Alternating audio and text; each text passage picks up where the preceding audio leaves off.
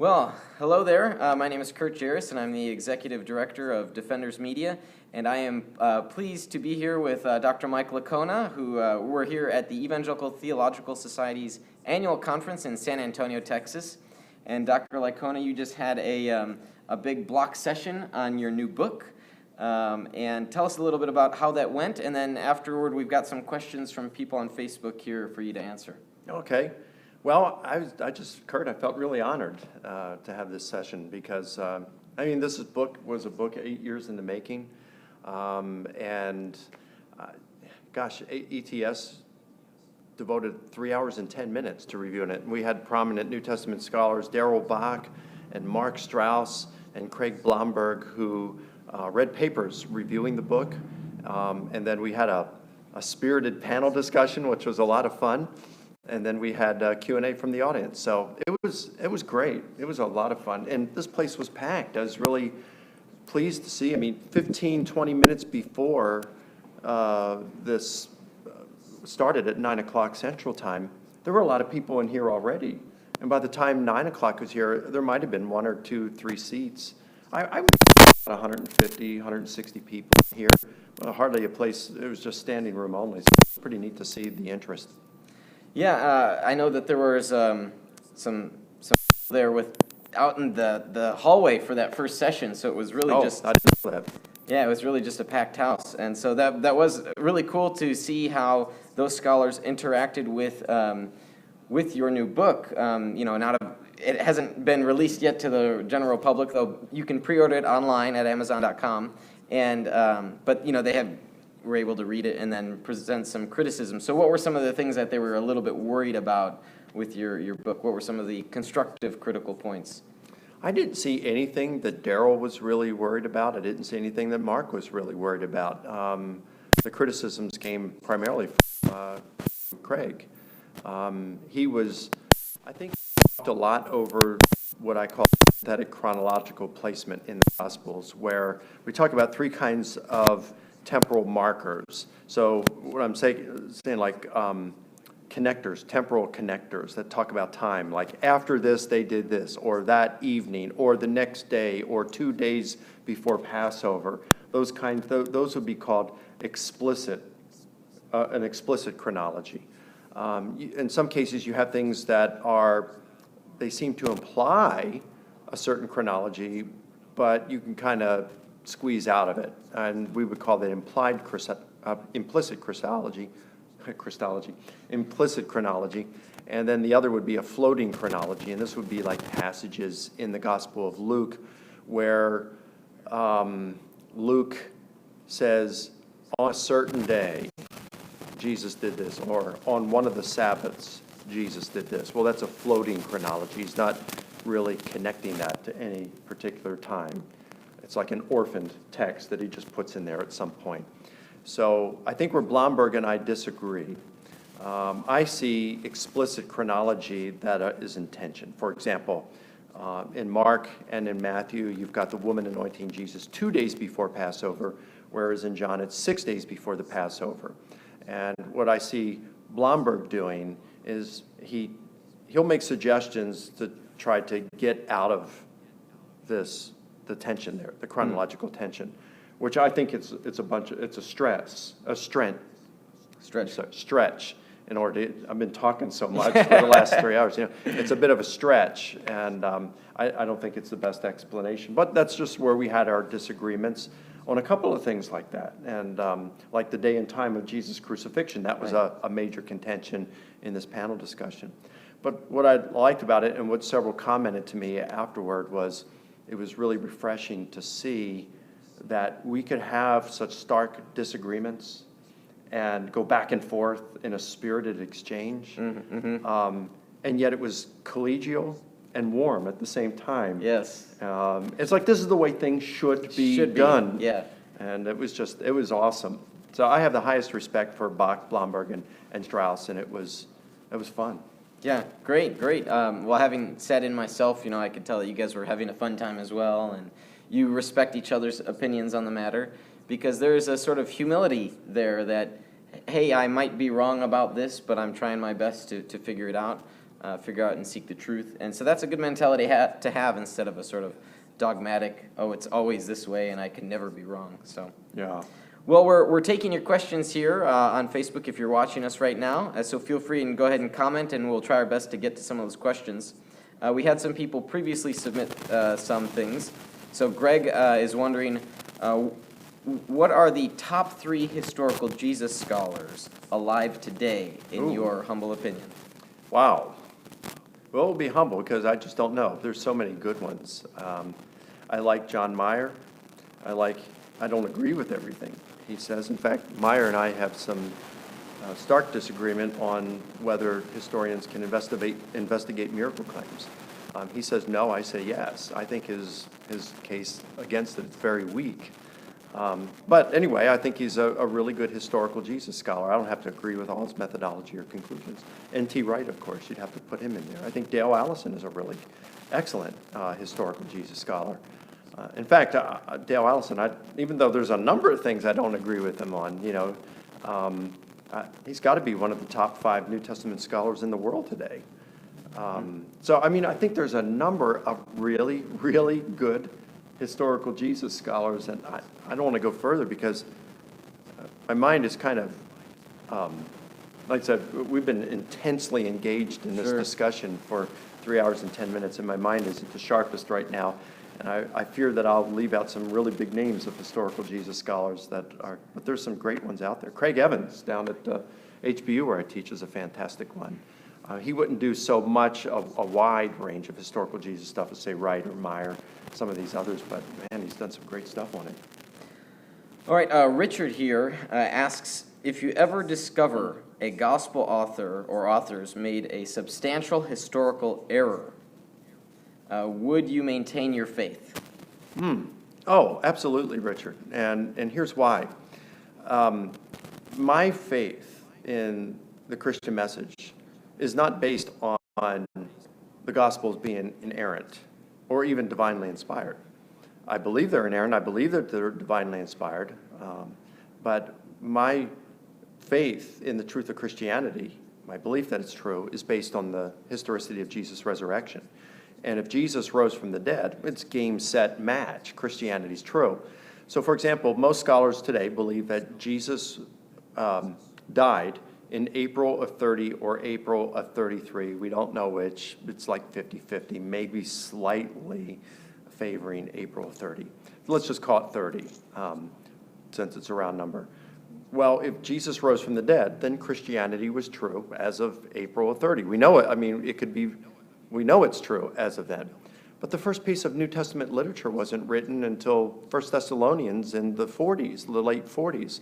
Or the first gospel wasn't written until probably the late 60s, maybe earlier. We don't know, but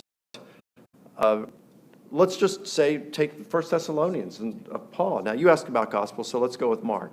So let's say Mark was written around the year 65. In fact, let's put Mark in the year 50, okay?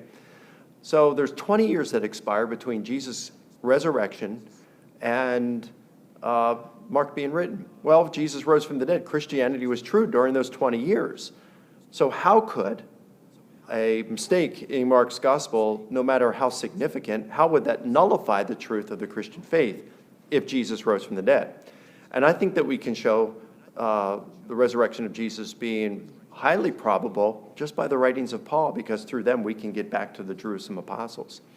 So I don't think there's any error that could occur in the Gospels that would nullify the truth of Christianity. It wouldn't shake my faith in the truth of Christianity. It would shake my faith in the historical reliability of the Scriptures if it was a significant mistake, but it would not shake my faith in the truth of Christianity. Let me ask a follow-up there. So what if one of the historical errors is pertaining to the resurrection? Yeah. Well, again, we get to it through Paul, right? Sure. So what difference would it make? Paul wrote his stuff, and the oral tradition that is embedded in it goes back pretty early. I see. So even if the gospel authors did make the error, we still could depend upon Paul. Right. Okay. So I guess Paul's our ace. Right. The Gospels are like face cards, Right. you know. You have kings like if John the son of Zebedee or John the elder, a minor disciple of Jesus. If one of those were the disciples of the Gospel of John, well, then you've got a king. He's an eyewitness, you know. Mark and Luke, they don't claim to be eyewitnesses there, but they got their information from eyewitnesses, so they're like queens, okay?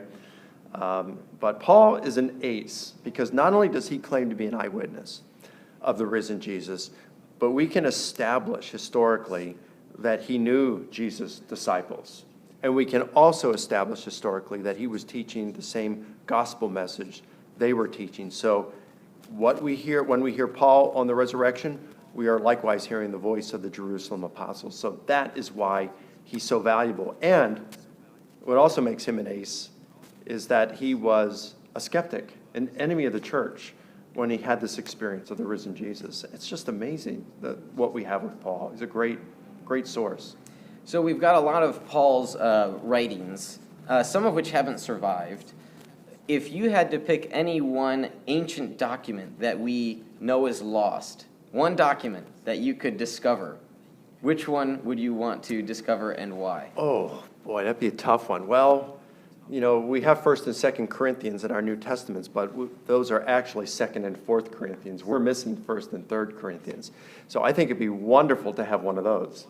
If you're talking about Paul's letters, you know. Sure. He also talks about one he wrote to the church at Laodicea. Laodicea, yeah. That'd be nice to have that. I mean, what if in that letter he said something like, hey, I know some of you are having some difficulty and disputes among you because you read my circular letter that I originally wrote to the church at Rome, and you're debating over this predestination and election issue, and I want to resolve that for you. Wouldn't that be great, you know?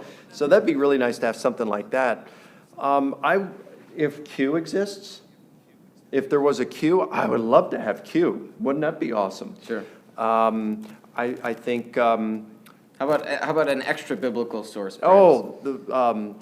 Papias's 5 volumes of the discourses of Jesus. That would be amazing to have, because Papias probably knew the Apostle John. He's writing these somewhere between the end of the 1st century and the first 2-3 decades of the 2nd century. So given his close affiliation with the apostles and how early he's writing, and he's writing these discourses, the teachings of the Lord, that would be amazing to have that. Or here's another one. Papias mentions how Matthew's gospel was originally written in Hebrew or Aramaic. Now, there's different ways of interpreting that, and most scholars today don't believe that Papias is referring to a full gospel of Matthew that was written in Hebrew or Aramaic. It could have been Q, or maybe it was, like Dan Wallace thinks that it could have been some of the discourses of Jesus. Like there are 5 discourses of Jesus in the Gospel of Matthew. Olivet Discourse, the Sermon on the Mount. There's 5 like that. So maybe Matthew wrote some of those originally in Aramaic and they got translated into Greek. But if there was an Aramaic or Hebrew original of the Gospel of Matthew, that'd be pretty nice to have. Sure, yeah. I especially, as someone myself who studies theology, I would love it if we discovered one of Paul's lost letters, because you're right, maybe he would clarify some things. Yeah, and you'd no longer be a Calvinist. We'd know Calvinism's false. Yeah, right. Yeah, for those who do follow me on Facebook, you know I'm not a Calvinist, so. All right, so I've got some other questions here, and if you're following us here on Facebook Live, go ahead and submit your questions just in the comment section below there. One of the questions I had was, what would be some of your advice to people that are learning more about apologetics, but as they're studying that, they begin to doubt the faith? I know you are someone who has had a period of doubt yourself, and so what would be just some of your advice and tips and guidance to people going through that season? Well, good question. Yeah, as you said, I'm one that I'm wired in such a way to doubt, and I don't like that. It's just one of my idiosyncrasies. My wife knows about it, and you know, she doesn't like to go shopping with me for that reason. And I don't like it about me, but you know, second guess everything. And did I get the right watch? Did I get the right car? Did I marry the right wife? Am I with the right worldview? You know, and I just doubt everything, and I hate that. But So for some of us, that's just the way we're wired. And I suspect that for the rest of my life, I'm going to have periods of doubt about my Christian faith. But it's not, I've come to the realization it's not because of a lack of evidence. It's just because of the importance of the decision and the way I'm wired. It's kind of like the what if, if, let's say I don't know how wide this room is, maybe 30 feet. Well, let's just take something that's 10 feet wide. And they said, Mike, I want you to walk on this for 1,000 feet. Well, I could do that pretty easily, right? 10 feet wide, I just have to walk from one end to the other, no problem. But take that 10-foot wide space, 1,000 feet long, and put it between two skyscrapers hundreds of feet up. And I know I could do it, but there's the what if. I know, I could have walked it 1,000 times on the ground, and I know I could do it, but the what if, hundreds, if not 1,000 feet up, would make me doubt because of the consequences if I don't. And so for me, it's that way with the Christian faith. I look at the evidence, I go, wow, I look at the evidence from science that points to an intelligent designer of the universe and life. I look for some of the philosophical evidence for God. I look at the historical evidence for the resurrection of Jesus and his claims to being God's uniquely divine Son.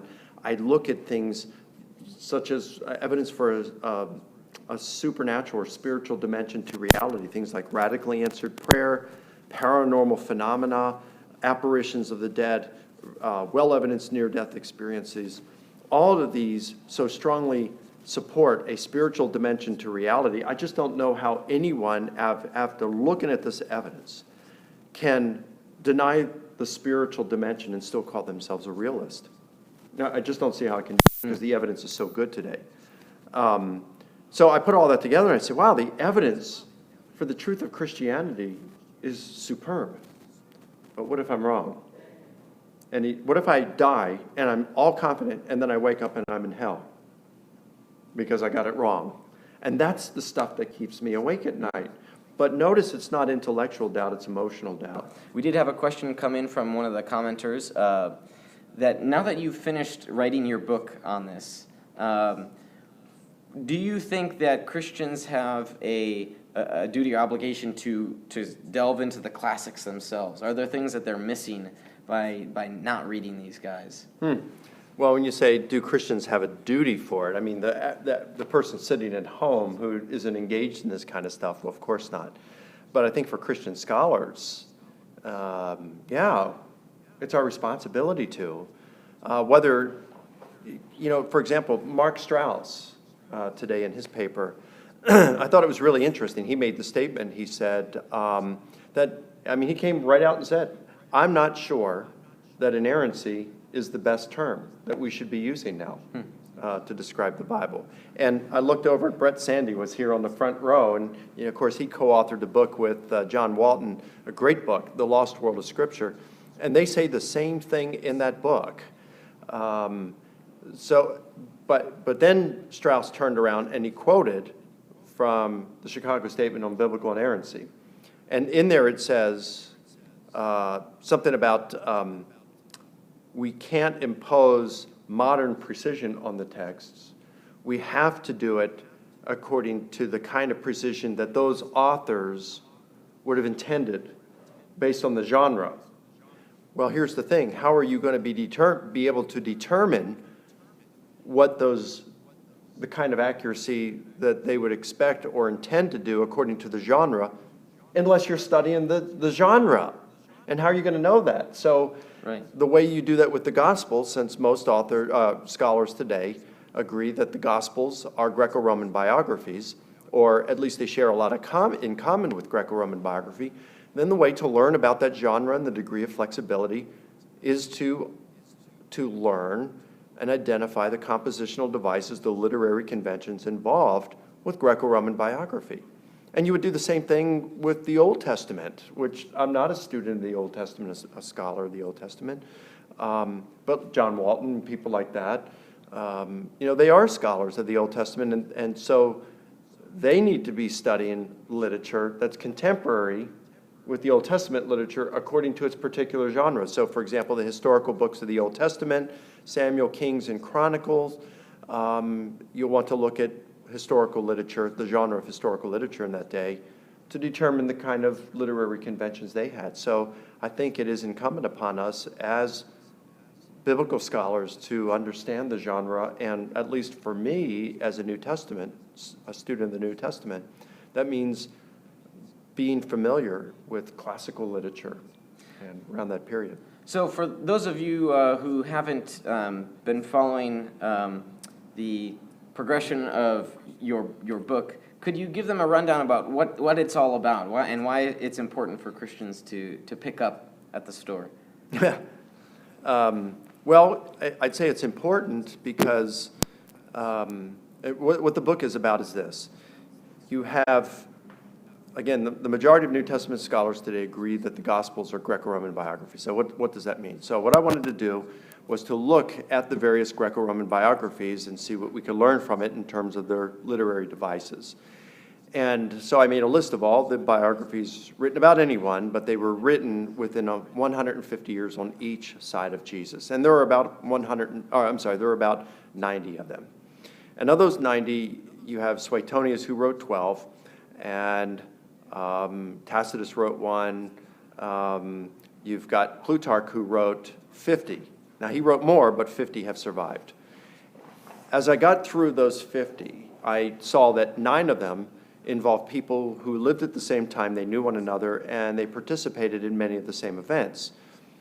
So then I went back and I read those 9 a second time and a third time, and I made a catalog of all the differences that I saw. And I started to notice patterns in those differences.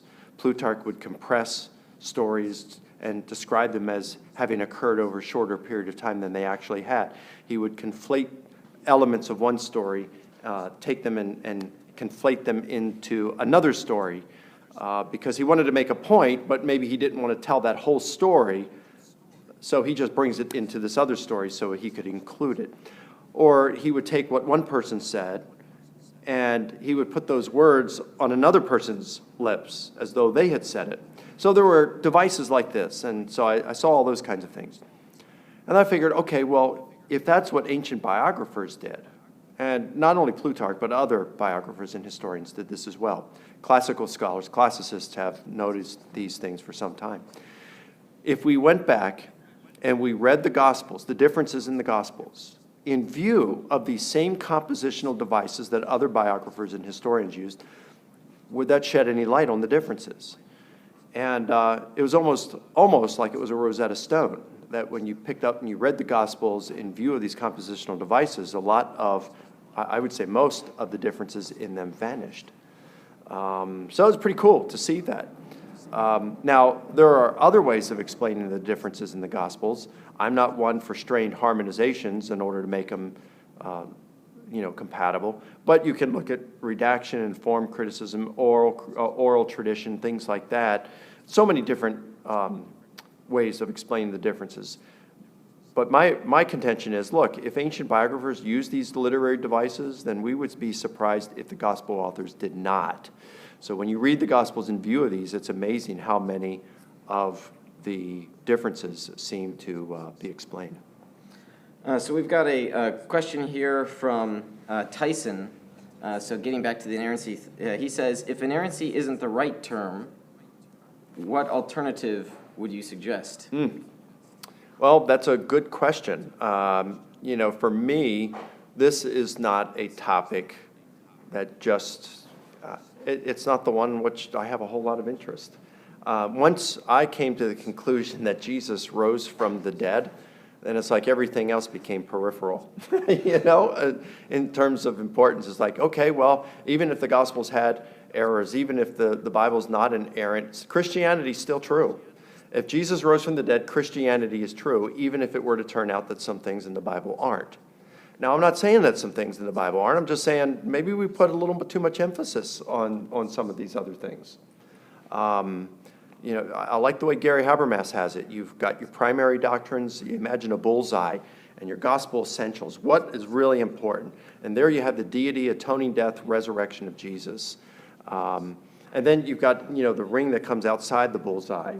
And those are important, but they're not gospel essentials. Yeah. So you look at those. And then you've got your tertiary doctrines. Now, William Lane Craig puts inerrancy as a tertiary doctrine. I would put it there too, as a tertiary doctrine.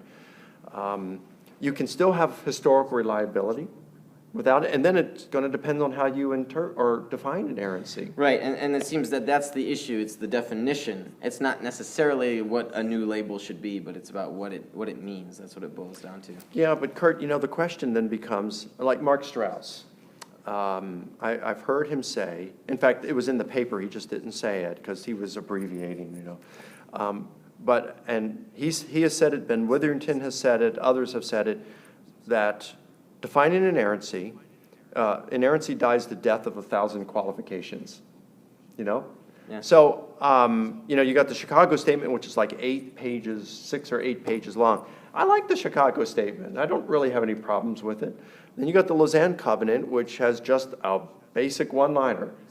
The Bible is without error in all that it teaches or all that it affirms. Yeah. I'm fine with that too. So I like historically reliable. I like divinely inspired. I like infallible. Yeah. I think those terms are fine.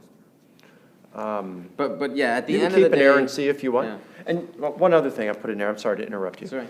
A couple of years ago, the ETS annual meeting was in Baltimore. I think it was 2012, but it may have been 13, 14. And here's where it's interesting. The theme, like the theme of ETS this week is the Trinity. The theme of it back then in Baltimore was inerrancy. And that's when that book came out, 5 Views of Inerrancy. And so they had the contributors on the panel. 4 of the 5 were there. The one, Kevin Van Hooser, couldn't make it. So you had the 4. Michael Bird, Al Mohler, I forgot who the other 2 were. Peter Enns, John Frame, I think, was the other. I know Frame spoke at one of the ones recently. Okay, that would have been him. So the question was asked, do you think inerrancy is the best term to use today? Al Mohler was the only one to say yes. And the rest said, well, I guess you could use it, but you would have to nuance it to mean something different than what we have typically thought of it to mean. You could still use it, it still might have value, but it's got to have a little nuanced meaning to it than what we have had. And that's what I think Walton and Sandy have said basically. You can use it if you want, but there might be a better term. And they even said that there are no definitions of inerrancy today that really take into account what we know about oral culture and the way literature was written in the past. And I agree with them. So we've got a question here from Jacques. What is the best book on the resurrection to buy, except for The Case for the Resurrection of Jesus, which he already owns? Oh, okay. Well, thanks. I think Gary Habermas, of course. I think Gary Habermas is, no question, he is the leading expert on this. I don't know that Gary will get angry at me or offended. I don't think he's written the best book on it. But he's working on it, and his magnum opus will come out, and it will put my big book to shame. Mine will be like the Reader's Digest version. My 700-page book will be like the Reader's Digest version of Gary's books. So I do think he's the leading expert on it. I don't think anyone would even question that. I think some of the other best books that have been written on the resurrection, other than my own, would be, William Lane Craig's book, Assessing the Resurrection of Jesus, Assessing the New Testament Evidence for the Resurrection of Jesus. It's what he did as a doctoral dissertation. His second doctoral. Yeah, second one. And most people can't get it because it's like $160. So check it out at a library. Oh, it's a phenomenal book. And Dow Allison's book, Resurrecting Jesus, is phenomenal. It really is. I don't agree with everything in it, but he does such meticulous research He's just an amazing New Testament scholar, and I really admire him. So, I mean, he's done, his book, Resurrecting Jesus, is phenomenal. Of course, N.T. Wright's book, The Resurrection of the Son of God, is really good. I don't think it's as good as Craig's or Allison's book, but where Wright's book shines, he devotes hundreds of pages to various views of the afterlife in antiquity. And I think that's his major contribution with that book. His case for the resurrection is decent, but I think Habermas and Craig and Allison have made better cases for it. So yeah, I do think Wright's major contribution through that book is the belief in the afterlife of various groups in antiquity. I think it's an excellent book and certainly worth reading. Nice. So we're taking your questions now from Facebook here. So the next question we've got, we'll take a step out from theism to, from Christianity to more generally theism. We've got a question here from Lacey. What would be your recommendation for someone who can't justify belief in God due to there being no metaphysical evidence? Or maybe what the person thinks is no metaphysical evidence. Well, I'd say look at the metaphysical evidence. Look at the empirical evidence, okay? Metaphysics is one of those things that you contemplate and you study up in the clouds. It's the stuff philosophers do, metaphysics. In fact, I tease Bill Craig all the time. I say, you philosophers spend your careers entertaining questions that no one's asking. So here's my view. You've got your metaphysics, and then you've got empirical data, okay, stuff that we can verify and observe. And philosophers spend their time in metaphysics in the clouds. As a historian, historians have their feet planted on terra firma. And metaphysics is important, but they're different views, philosophical views. So here's what I think you do. You entertain these different kinds of metaphysics, and you see which one, whatever view you take, it has to be in concert with what we observe going on in terra firma, If it doesn't, then you can discard that view, that philosophical view. So if your metaphysics states that God does not exist, that naturalism is true, that, all that is contained in the universe is all that exists and everything has a natural cause, that there is no spiritual dimension, then I say you look at the empirical data. You look at things such as paranormal phenomena. Check out the Journal of Anthropological Research, I think it was the spring of 1987, an article written by Bruce Grindle, an atheist anthropologist who taught at Florida State University, died in 2012. And so he wrote this article, and as an atheist, he was over in Ghana, and he saw a guy come back to life, a guy who had been dead 3 or 4 days. He came back to life as a zombie, danced, walked, played drums, and fell dead again. And he didn't stay an atheist. Wow. He gave up his atheism. He never became a Christian. He came into a spiritualism of some sort. He believed in the spiritual realm. But he could no longer fit his perception of reality with his previous beliefs. That's right. Yeah. You've got that. Again, you've got these well-evidenced near-death experiences. There's tens of thousands of them, but the well-evidenced one, Gary Habermas says there's about 300 now, where there's data that corroborates certain things, where the person, while clinically dead, received accurate information they could not have otherwise known. So it's like 300 cases. You put that together, and again, this is terra firma, a spiritual dimension, and when you see these things, radically answered prayer, apparitions, things like this, then if your metaphysics cannot accommodate what we observe, then it's time to change your metaphysics. Yeah. The next question comes from Kevin from New Delhi. Thanks for watching us. So he asks a question sort of about the moral argument. I know we're getting a little bit into natural theology here.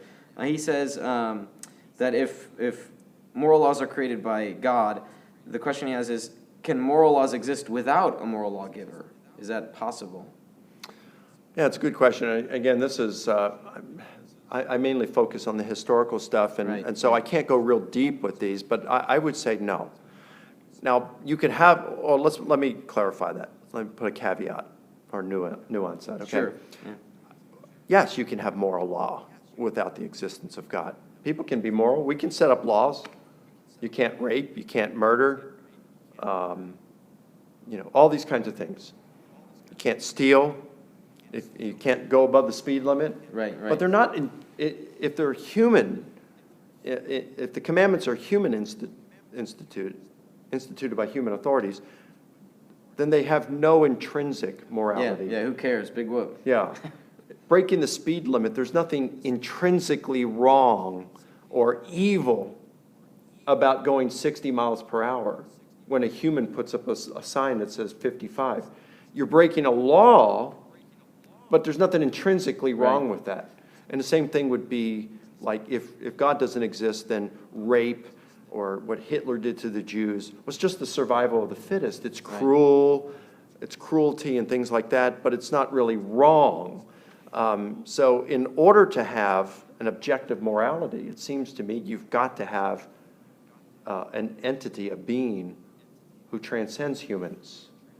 So it's not a matter of us, the United States, imposing our morality on another nation, or radical Islam imposing Sharia law on us because we're humans, we're equals. It's a matter of a being who's supreme above us that imposes laws and an objective morality on us. So Joe Smith here writes in, you might confuse him for J. Warner Wallace. His question is, what do you think of the possibility that some of the differences in the Gospels could be similar to the differences one sees in crime scene eyewitness testimonies, that there are just different points of view, recognition of different details? What would you say about that? Oh, absolutely. There's no question that that's probably going on at times. But there are many, many, many cases where that can't be the case. For example, Jairus comes to Jesus at one point in Luke's gospel and says, "Please heal my daughter. She is about to die." And Jesus says, "All right, let's go." And on the way, a woman with she's hemorrhaging, can't get rid of this bleeding complication. She comes up and touches Jesus' robe and is healed. And then as they head to Jairus' home, some people come up from Jairus' home and they say, "Don't trouble the teacher anymore. Your daughter has just died." When you read that same story in Matthew, though, Jairus comes to Jesus and says, "Lord, my daughter has just died. Please come and heal her." And there's no messenger that comes out later to inform Jairus that his daughter's died because she's already dead when Jairus comes. So which is it? Was she already dead or was she about to die? That cannot be explained in terms of various witnesses at an accident looking at different angles. That is best explained by a compositional device, which would be compression and simplification. All right. Ibrahim asks, do you have a definition of tenacity? And is it a real scholar concept or methodology in approaching Scripture that we can't ignore? I don't know what you mean by asking the question, do I have a definition for tenacity? I don't know how that applies. We'll just go to Webster's and see it. But there's something more behind that question. I'm just not sure what it is. Maybe you will write in and clarify. Sure. Yeah, perhaps. Okay, we had another question here about, I know, again, you're a New Testament guy. This is a theological question about open theism. And Okay. so for those of you that are unfamiliar, so open theism is a view, a position on divine foreknowledge. So what does God know? And usually theologians like to think about how God can know these things. And one of the positions called open theism, there are some subcamps, but generally speaking, it's the belief that God does not know the exhaustive future. Now, again, there are some nuances for different open theists, so that's just the way I would say it. So what is your view on that? Or maybe just divine foreknowledge in general? It's a tough one. I mean, I do believe in divine foreknowledge. I am not an open theist, but I wouldn't bet my life. I wouldn't bet my retirement plan, as insignificant as it might be. I wouldn't bet against open theism. Just because there's certain scriptures, like God repented. He repented? Things that would suggest that God didn't know certain things or God changed his mind. Oh, really? Well, if you reject open theism, how do you explain those kinds of verses? Well, you explain them by a compositional device, or you say that's a rhetorical device, or according to the genre, there's a kind of rhetoric that's going on here, or a figure of speech. You would do that. So you can get out of it that way, but a plain reading of the text, of course, would suggest open theism. I don't take open theism, but like I said, I think open theists have some decent arguments, and I wouldn't bet against them. Let me get back. I was just thinking a little bit about Abraham's question about tenacity. Maybe he means to talk about bias here. Maybe just that we're unwilling to change our biases. So maybe you can talk a little bit about that. I know in your big, massive work on the resurrection, you've got a number of sections that are devoted to biases. And how does that play into our interpretation of Scripture? Well, we all have biases, don't we? And, in Mark Strauss's paper today, he talked about our biases. And, in fact, he said when it comes to inerrancy, he says we have to admit that we read texts based on one's presupposition that inerrancy is true. And he says we really don't have evidence for inerrancy. It is based solely on our presuppositions, and he is correct on that. So that's where I think Craig Blomberg, why he interprets some text differently than I do. He has a more rigid view of what inerrancy means or what inerrant gospels look like than what I have. Now, I admit, he could be right. As I said in the thing, these guys know more about the gospels right now than I ever will, because they've been studying them so much longer. That's a humbling thought. Then Blomberg came back and said, well, but we're also closer to forgetting. Yes, he did. So he could very well be right. Now, he takes a bottom-up approach. I take a bottom-up approach. Someone like Vern Poitras would take a top-down approach. You have your presuppositions of what inspired Scripture looks like, and you impose that on the text and see if it matches that. Whereas someone like myself, I'll look and I'll say, let's look at the text we have, and you form your theology based on what you observe going on in the text. So my thing is, whatever view we have of Scripture must be in concert with what we observe in Scripture. And inspired Scripture, divinely inspired Scripture, looks exactly like what we have. That's what Ben Witherington says. All right. So let's just say if the Scripture had errors in it, well, divinely in Scripture has errors in it. That's what it looks like, warts and all. You say, well, how could that be that divinely inspired Scripture would have errors in it? Well, we don't know what the process was, right? I mean, Darrell Bock said that today. We have no idea how the Scripture was inspired, the method by which God did it. So how do we know that it isn't possible that God just said, okay, here, I'm going to inspire these writers. I'm going to make sure that they get the gist of everything correct. I'm not going to be concerned about peripheral details. There's a human element involved in it, but I'm going to preserve everything that needs to be preserved in its integrity. Show me how that does not fit into the Scriptures equally as well as the more rigid wooden view of inerrancy. I've asked that of several, and I don't know of any. So I'm not saying one view is right and the other. I'm just saying, we look at different options. We just don't know how things were inspired. So I think that's why it's important you build something from the bottom up. And you say, this is what we observe in Scriptures. And if I see them using synthetic chronological placement, and that was a compositional device back then, and you see all these other things that they're using, if the gospel authors are using it, well, then that's what inspired Scripture looks like. Yeah. Great. Hey, well, thanks for sticking with us through glitches and all, and we appreciate your questions. Thank you, Dr. Licona, for joining us. If you want to check out his book, it's called Why Are There Differences in the Gospels? What We Can Learn from Ancient Biography, and you can pre-order it on Amazon.com now.